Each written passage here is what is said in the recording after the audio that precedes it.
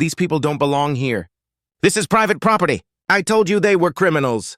The voice cut through the peaceful morning air like a blade.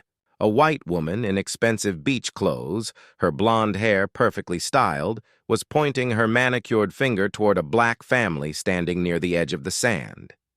Her name was Belle Ashworth, and in that moment she was convinced she was the hero of her own story.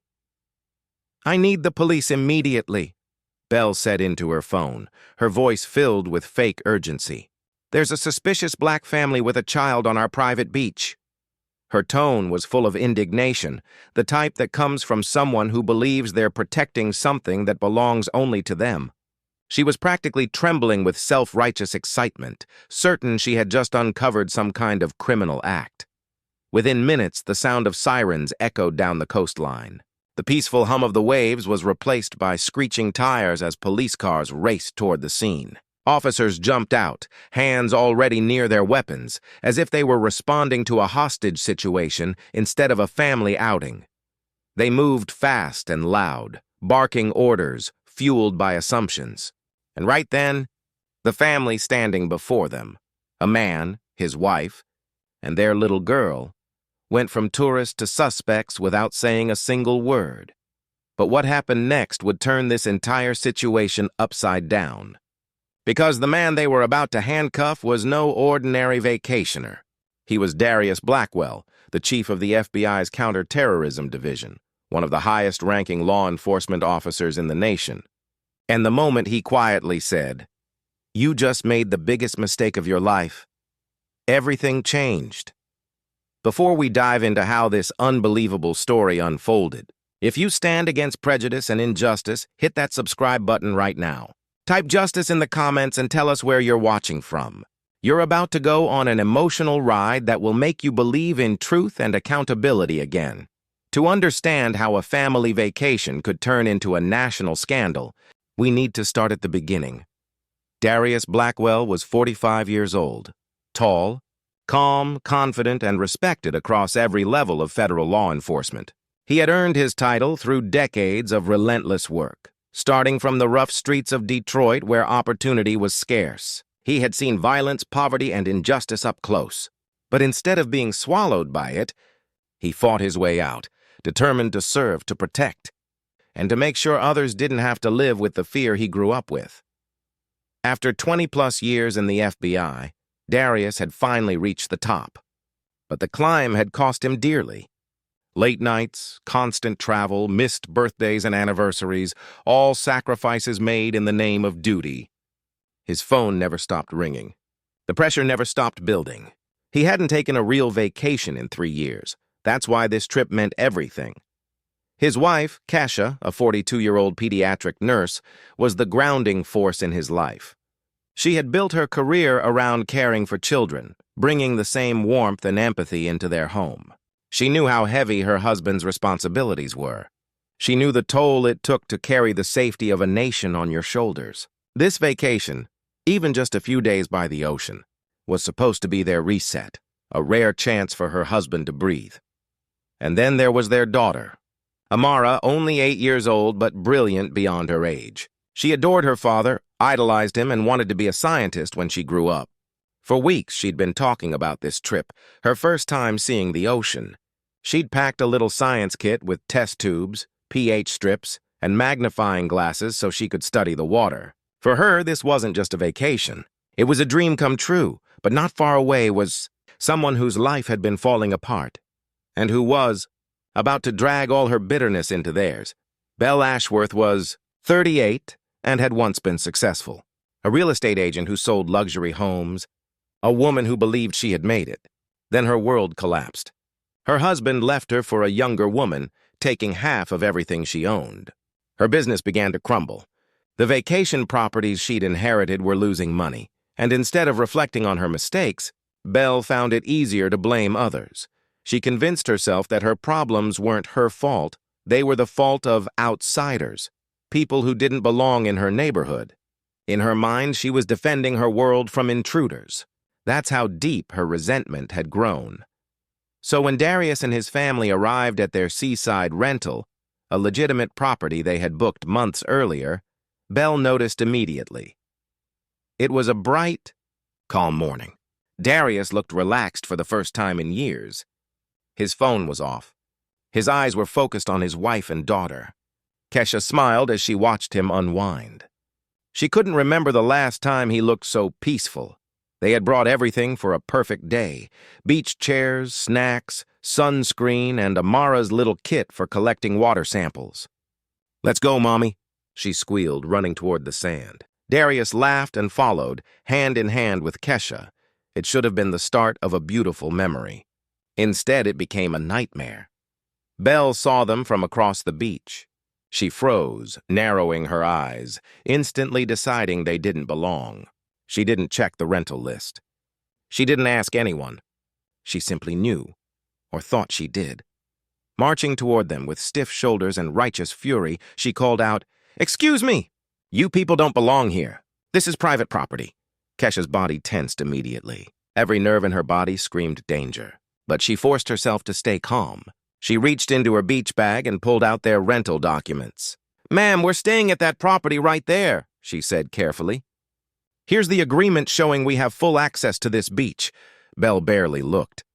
"These look fake," she said after a glance that lasted less than 2 seconds. "I know everyone who can afford to stay here, and you people are definitely not one of them." The words "you people" hit like a slap. Everyone nearby heard it. Everyone knew what she meant. Darius stepped forward, keeping his tone level. "Ma'am, here's my ID, our receipts, and the property confirmation. We're just here to enjoy our vacation like anyone else." But Belle wasn't listening. "Oh, please. You're probably scouting houses to rob later. Don't play innocent with me." Kesha's voice trembled.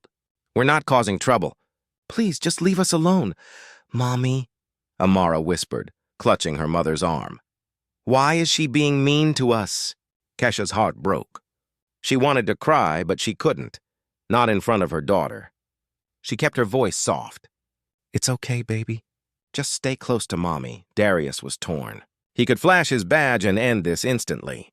But part of him, the part that had seen this pattern repeated across the country, wanted to understand what ordinary families went through. He decided to wait.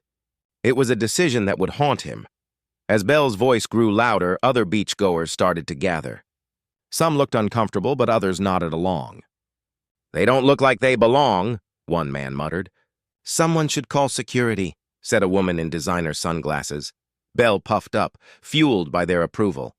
She pulled out her phone and began taking pictures of the family. That was when Darius, sensing how dangerous this could become, discreetly sent a text message to his team. "Need backup. Situation escalating. Bring credentials." Belle suddenly pointed at Amara. "See? Look how scared that child is. They're probably trafficking her." The crowd gasped. Kesha's eyes widened. "What did you just say?" "You heard me?" Belle snapped. "You people are pretending to be a family, but you're really criminals." The accusation was absurd. But in a world where fear spreads fast, absurd things often become believable. Without hesitation, Belle dialed 911. "There's a suspicious black family on our private beach," she said with false urgency. "I think this might be a human trafficking case. The man has strange equipment." The woman looks terrified. "The child is crying. You need to send police immediately." Every word was a lie. But it was exactly the kind of lie that gets an innocent family surrounded by armed officers. Kesha's hands shook. "Darius, what do we do?" "Stay calm," he said softly. "Let me handle this." But even as he spoke, he could hear the faint wail of sirens in the distance. Before we continue, hit that subscribe button if you believe racism and injustice need to end. Because what happens next will make you furious and proud all at once. The sirens grew louder until 2 police cruisers came tearing down the road, lights flashing red and blue. The officers jumped out, hands on their weapons. The lead officer was Sergeant Murphy, a 15-year veteran known for his temper and for the long list of complaints against him that never went anywhere. Behind him was Officer Stevens, younger, quieter, and clearly nervous. Murphy took one glance at the family, a black man standing protectively near his wife and daughter, and made up his mind. "Step away from the child now," he barked. Officer, there's been a misunderstanding, Darius began. Hands where I can see them, Murphy shouted. Darius raised his hand slowly. Sir, I have identification that— Save it, Murphy snapped, glancing at Kesha. Ma'am, are you okay? Is this man threatening you? Kesha stammered. What? No. He's my husband. You look scared, Murphy said, his tone dripping with assumption. If he's forcing you to say that, just nod. Kesha's lip quivered. I'm just nervous around police, she whispered. Murphy turned toward Amara, who was crying uncontrollably. Sweetie, are these people hurting you? That was it, the final insult. Darius clenched his fists, but forced himself to stay composed. Officers, I'm law enforcement myself. Let's de-escalate this before someone gets hurt, Murphy laughed. Sure you are. What are you, the FBI director? The irony of those words hung in the air. You're under arrest, Murphy declared, pulling out handcuffs. Trespassing, child endangerment, suspicious behavior. Take your pick, Kesha screamed. Please don't hurt him. Bell, standing behind the officers, smirked proudly. I knew it! Lock him up! As the cuffs clicked shut around Darius's wrists, Amara's cries became screams. She clung to her mother, shaking. Mommy, they're hurting Daddy! Kesha held her close, tears spilling down her face. It's okay, baby. I've got you, Murphy gestured to Stevens. Call child services. We're taking the kid in for her own safety. That sentence broke something inside Kesha. Don't take my baby. Please, she sobbed. Stevens hesitated, clearly uncomfortable. Sarge, maybe we should slow down and do it, Murphy barked. By now, dozens of onlookers had their phones out filming. Some began shouting. They didn't do anything, one woman cried. He's just standing there. But Murphy ignored them. His mind was made up. What no one knew was that Darius's quick text earlier had already triggered a chain of events that would change everything. Federal backup was on the way, and the people humiliating this innocent family were about to face the consequences of a lifetime. Just when it seemed like the nightmare couldn't get any worse, the sound of deep engines rolled across the sand. 3 black SUVs with tinted windows came speeding down the road toward the beach, kicking up waves of dust and sea air. They weren't slowing down. Every eye turned toward them as they came to a synchronized stop behind the police cruisers. The doors opened in perfect sequence. Out stepped 6 men and women in black suits, federal agents, wearing sunglasses and badges that gleamed in the sunlight. They moved with quiet precision, radiating authority. For a moment, everything froze. The crowd went silent. Even Bell, who had been shouting insults seconds earlier, stopped talking. The only sounds were the waves and the sharp clicking of the agent's shoes on the boardwalk. At the front of the group was Agent Thornwood, a seasoned FBI veteran and one of Darius Blackwell's closest colleagues. When his phone buzzed with Darius's short text, "Need backup," situation escalating, he didn't hesitate for a second. He walked straight toward the scene, eyes locked on the handcuffed man surrounded by armed officers. "Release that man immediately," Thornwood ordered, his voice firm and steady. Murphy, still puffed up with authority, sneered. "This is local jurisdiction, Fed boy. You can stand back until we finish our job." The crowd gasped. The arrogance was stunning. Kesha's heart was pounding. Her tear-streaked face turned toward Darius. "What's happening?" she whispered. But Darius simply stood tall, calm despite the cuffs biting into his wrists. He looked directly at Murphy, his voice low but commanding. "Officer, I'm FBI Chief Darius Blackwell. Counterterrorism Division." The words hit like a thunderclap. Thornwood stepped forward and held up a leather folder containing Darius's federal credentials, the real, unmistakable seal of authority. Every camera and phone caught the moment. Murphy froze, the color draining from his face. "That's impossible," he stammered. "No," Thornwood said evenly. "What's impossible is how you managed to arrest the head of a federal counterterrorism unit because of your own bias." The silence that followed was absolute. The crowd stared in disbelief. Even Stevens looked like he might faint. Thornwood turned to him. "Get those handcuffs off him, now!" Stevens scrambled to obey, fumbling with the keys, his hands shaking.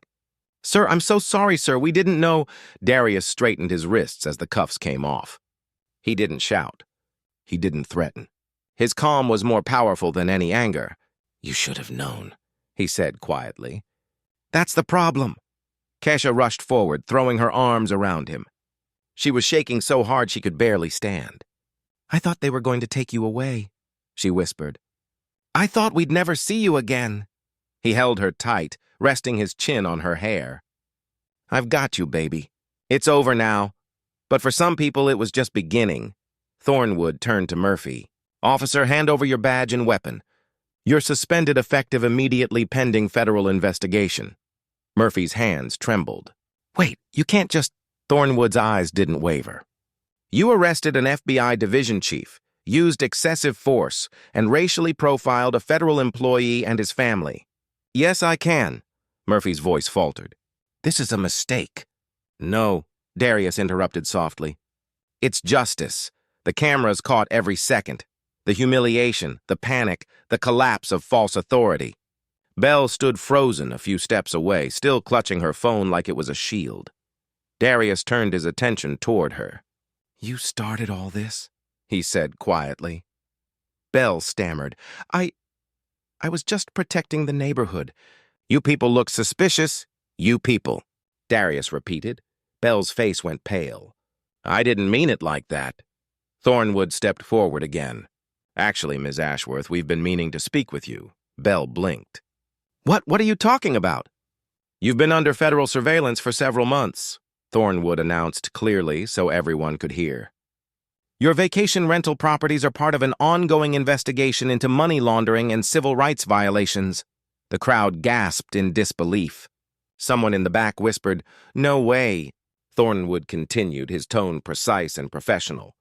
"We've documented a consistent pattern of discrimination against minority renters.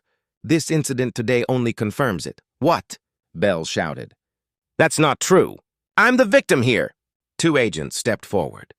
"Belle Ashworth," one of them said, "you're under arrest for fraudulent business practices, civil rights violations, and filing a false police report." Belle stumbled backward as they read her rights. "This is ridiculous. You can't—" But before she could finish, the cuffs clicked around her wrists. The same sound Darius had heard moments earlier. Only this time it was justice echoing back at her. The onlookers who had sided with Belle just minutes ago now turned away, embarrassed. Some even filmed her being led to the SUV. Darius turned back toward the two local officers.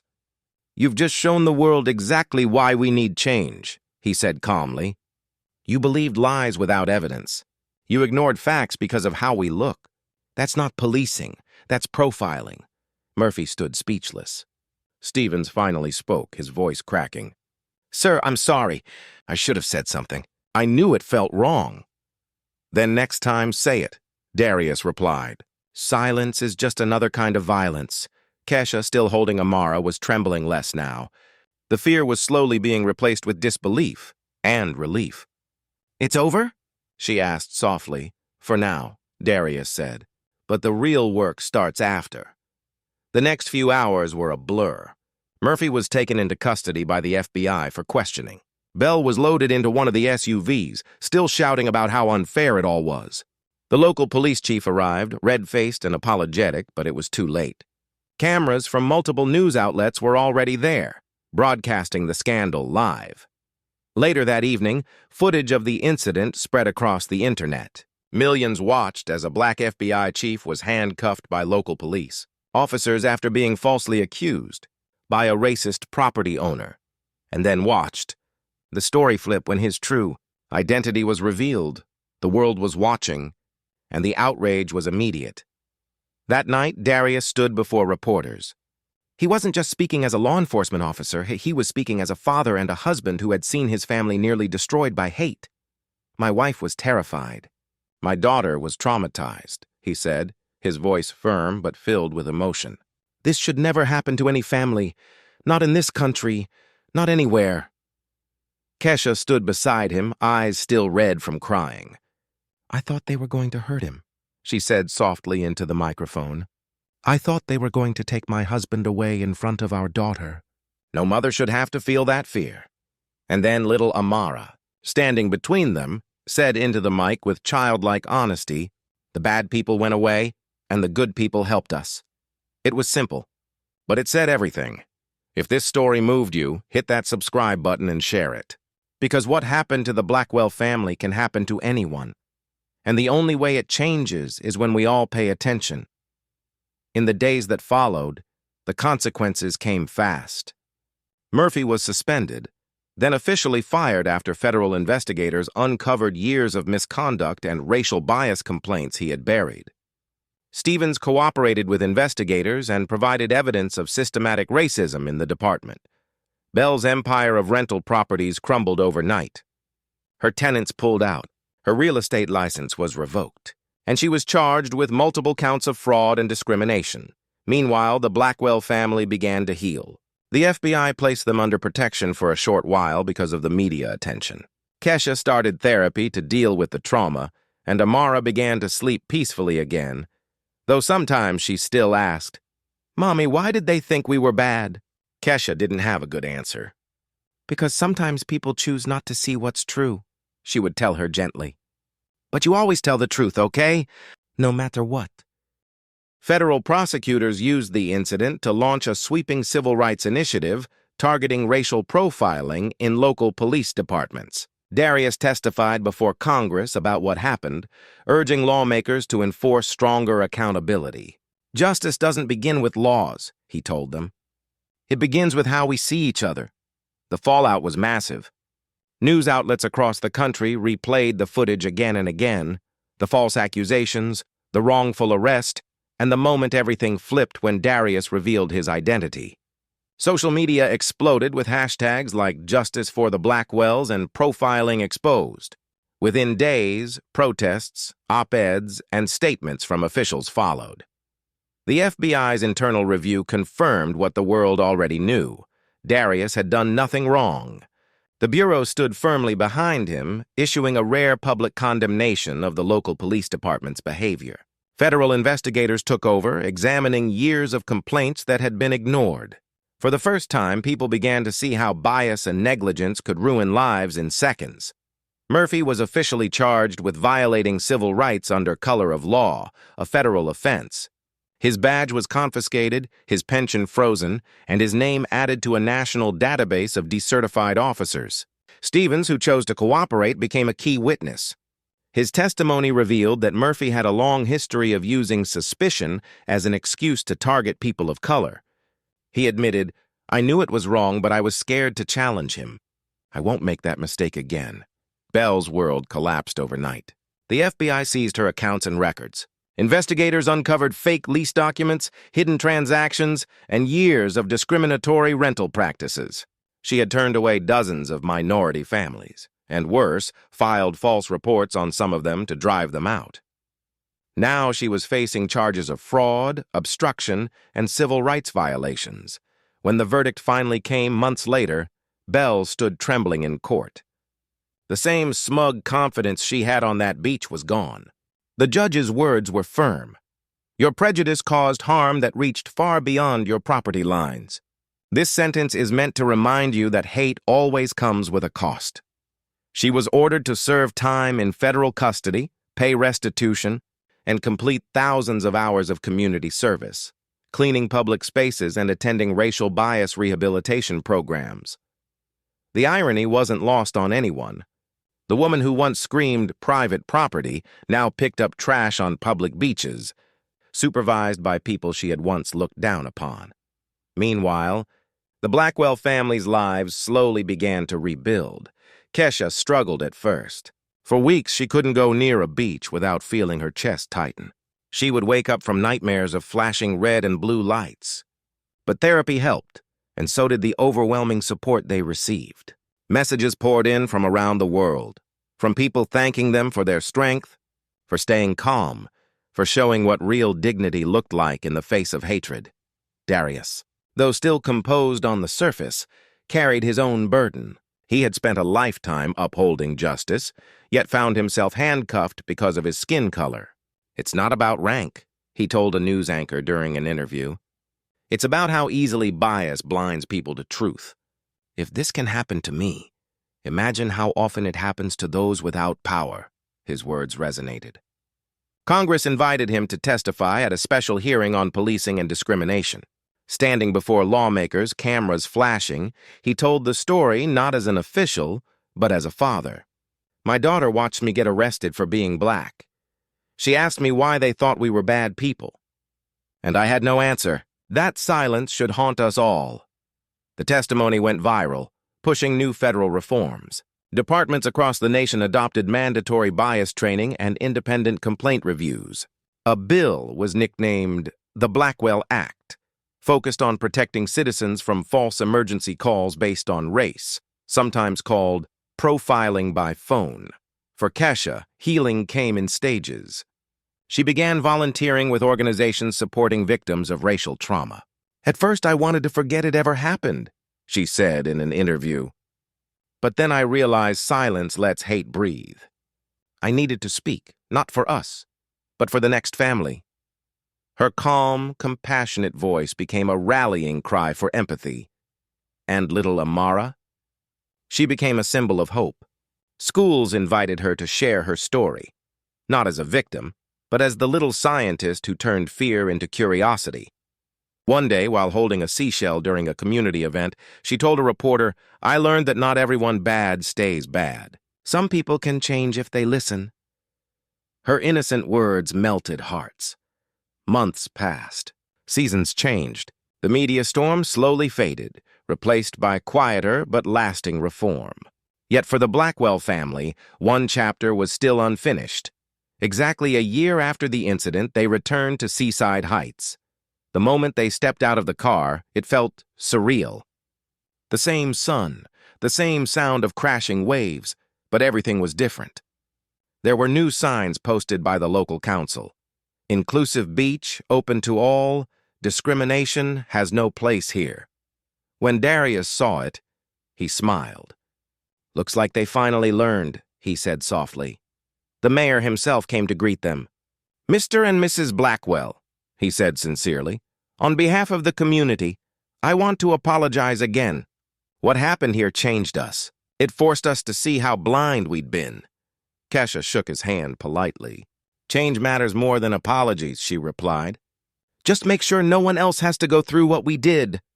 Amara ran ahead, squealing with joy.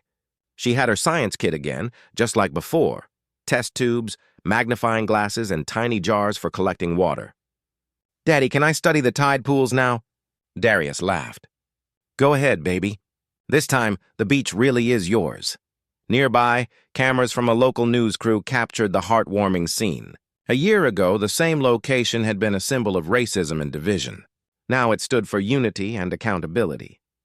Belle, now out on probation, was quietly fulfilling her court-ordered service in the background, collecting litter, sunglasses hiding her face. She looked up once and froze when she saw Darius and his family. The contrast was stark.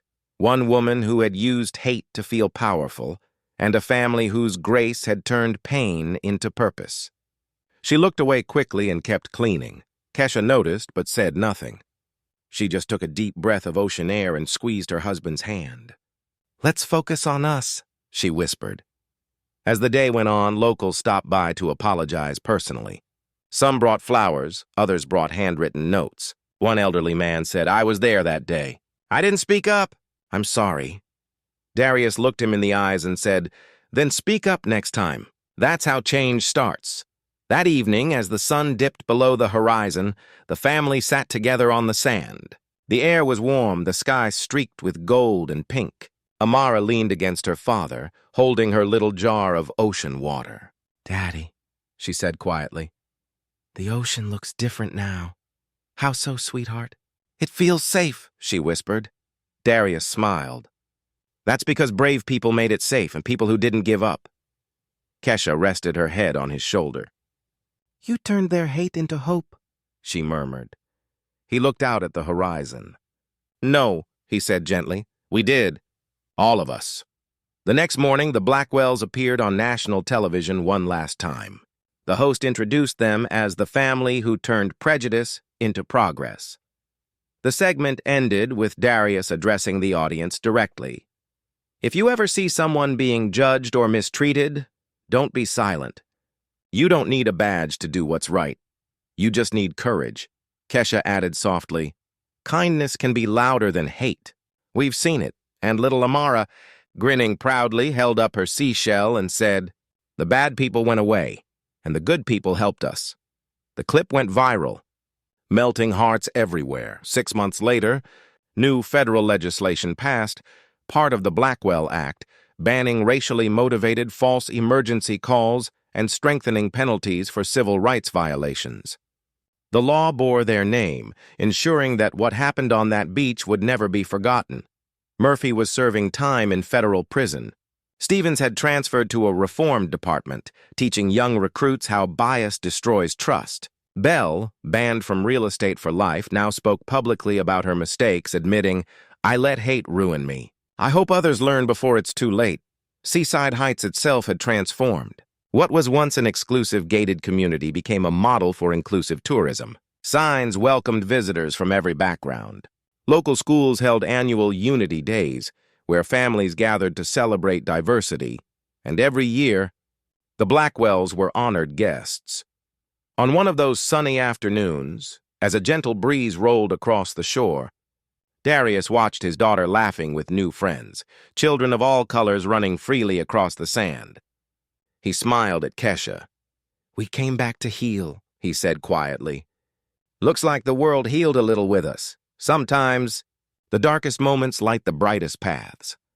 If this story inspired you, hit that like button, subscribe, and share it with someone who still believes their voice can't make a difference. Because this family proved that when truth stands tall, hate falls every time.